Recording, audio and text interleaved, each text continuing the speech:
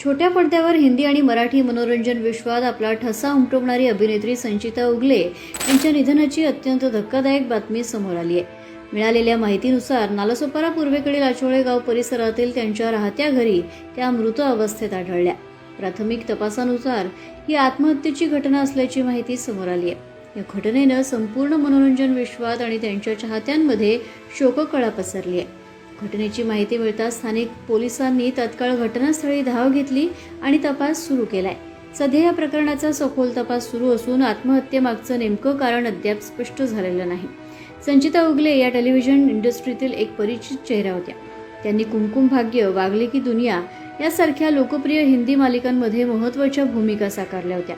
त्याचबरोबर दिलवाले दुल्हनिया ले जाएंगे या कार्यक्रमात त्यांनी चुकून ही भूमिका साकारून प्रेक्षकांची मनं जिंकली होती।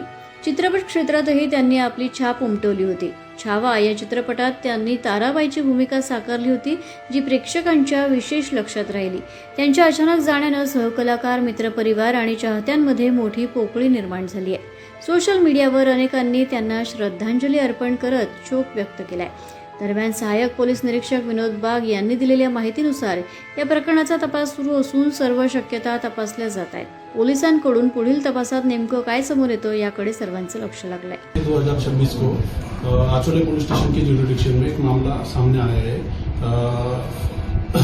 हमारी संचिता मचिंद्र उगले उम्र 22 साल, इन्होंने अपने खुद के घर में कुछ रीजन की वजह से सुसाइड हैंगिंग किया है।